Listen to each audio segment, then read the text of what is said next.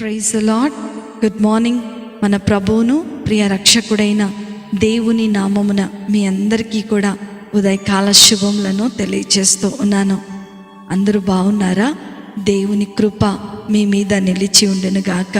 నా ప్రియమైన దేవుని బిడ్డలారా, యేసుతో అనుదిన ఆత్మీయమైన ప్రయాణం నాతో పాటు కలిసి కొనసాగుతున్నటువంటి నా ఆత్మీయమైన సహోదరి సహోదరులందరికీ ప్రభు పేరట ప్రత్యేకమైన శుభములను తెలియచేస్తూ ఉన్నాను.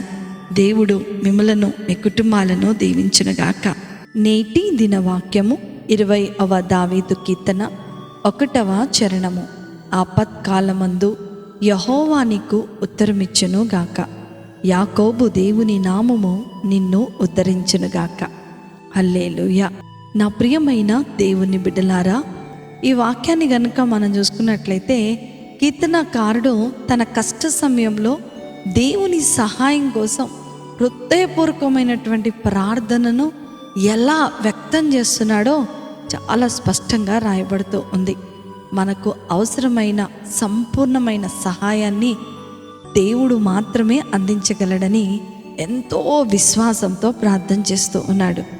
విశ్వాసులముగా మనకు కలిగేటువంటి ప్రతికూల పరిస్థితులలో ఏ బంధువు, ఏ స్నేహితుడు సహాయం చేయరు. సహాయం చేయగలిగిన శక్తి ఉన్నవారు కూడా సహాయం చేయరు.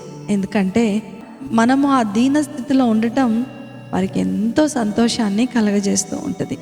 నా ప్రియమైన దేవుని బిడ్డలారా, ఎవరు మిమ్మలను ఆదరించినా ఆదరించకపోయినా, ఎవరు మీకు సహాయం చేసినా సహాయం చేయకపోయినా, యేసయ్య మనకు ఎప్పుడు కూడా సహాయం చేస్తాడు. అందుకనే దినమెల్లా నా చేతిలో మీ కొరకు నేను చాచి ఉన్నాను అని లేఖనాలు మనకు తెలియజేస్తూ ఉన్నాయి.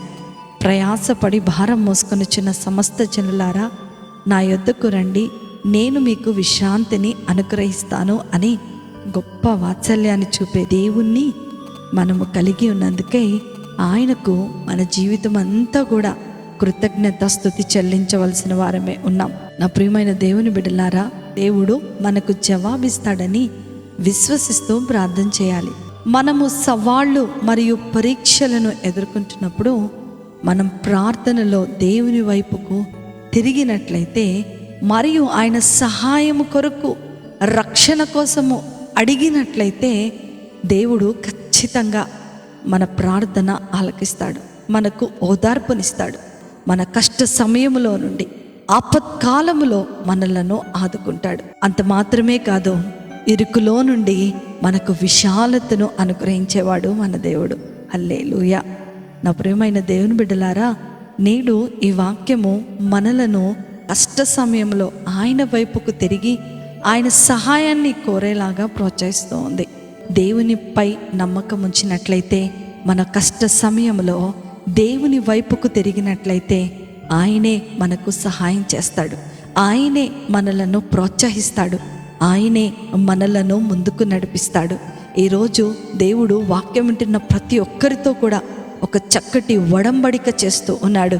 ఆపత్కాలంలో మీకు ఎవ్వరు సహాయం చేసినా సహాయం చేయకపోయినా, ఎవరు మీ పక్షాన నిలబడినా నిలబడకపోయినా, మీ ప్రార్థన నేను ఆలకిస్తాను.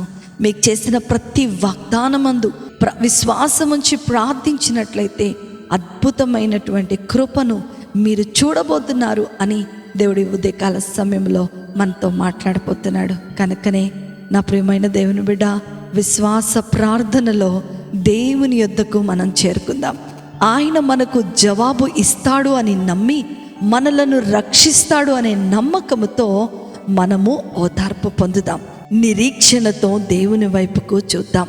దేవుడు మిమ్మును మీ కుటుంబాన్ని ఆశీర్వదించును గాక. ఆమేన్. ప్రార్థన చేసుకుందాం. మమ్మల్ని మిక్కిలిగా ప్రేమించిన మా ప్రియ పరలోకపు తండ్రి, మీ ఘనమైన ఉన్నతమైన శ్రేష్టమైన నామమును బట్టి మీకు వందనాలు, స్తుతులు, స్తోత్రాలు చెల్లిస్తున్నాం.